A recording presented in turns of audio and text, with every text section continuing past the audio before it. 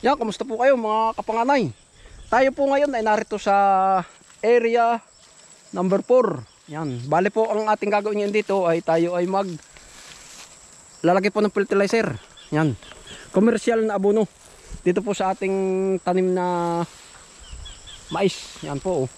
Yan, ito po ating mais. Meron ng mga sibol. Yan, meron na pong buhok. Oh. Yan, oh, nakikita na po. Oh, yan, yung mga ganyan. Oh.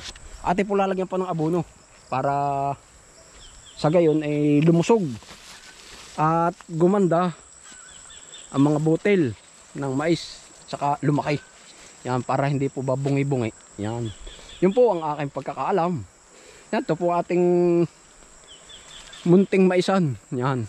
Sabi nga, yan, tayo po ay tanim ng tanim din kahit pa paano. Ngayon po ay parang nakikita ko na yung kung anong ating pagtatanim. Meron na nga pong kung ano, may buhok na. Oh, yan. Ibig sabihin ay bubunga na. Ano po, pagayon. Yan. Ang lara. Oh, yan oh. Yan, ang ganda nga pala ng mais. Ako po, sa totoo lang, sa buhay ko nga ngayon ako nakapagtanim ng mais. Yan oh. Ay, sa bagay pa ako lagi din nasa linang. Ngayon po ako nakaraang magtanim ng ganito. Yan, sabi nga ni kabis friend, kuya magtanim ka ng mais. Ay akin niloloko, hindi ko na itatanim yung mais at akin ang ilalaga ko at kakainin ko na. Akin po naman binibiro lang si kabis friend, pero ayos nga talaga oh. Yung po na may joke lang, sabi ko ay loko kang bata ka, sabi ko. Hindi aking napapatawa naman sa akin alam like kabiroon ko lagi din yun. Yan o. Pala magtanim ng mais ilalaga na. Ayun po na may mga kunyala, mga joke lang natin po lalagyan ng pataba para sa gayon ay lalong gumanda po ba ang bunga. Yun po ang aking iniisip ay para lumusog. At saka ang kuha ng mais, yung mga pusuan, ang sabi puso, yung mais na nga mismo para lumaki. Oh, yan.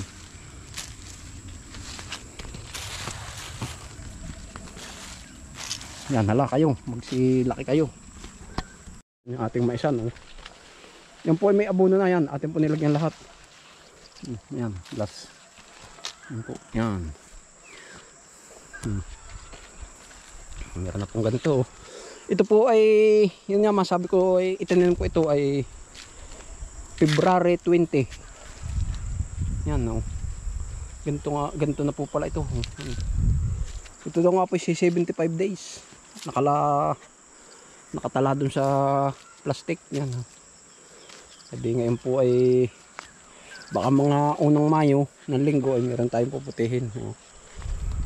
Ang kagandahan po dito ay may ginaman at hindi po ba kinuha ng mga uod. Oh, yung pong ibang maisan ay talagang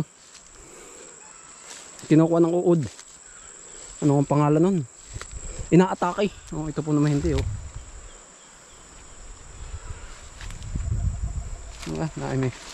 May bagin.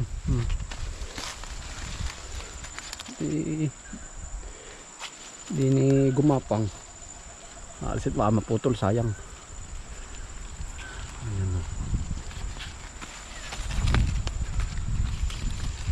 Yan, gara ang ating mais.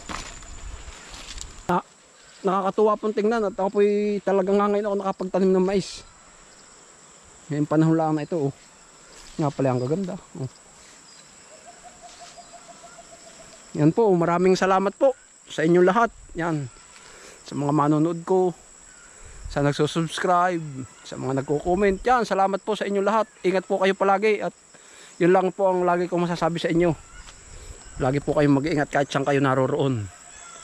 Yan po, bye.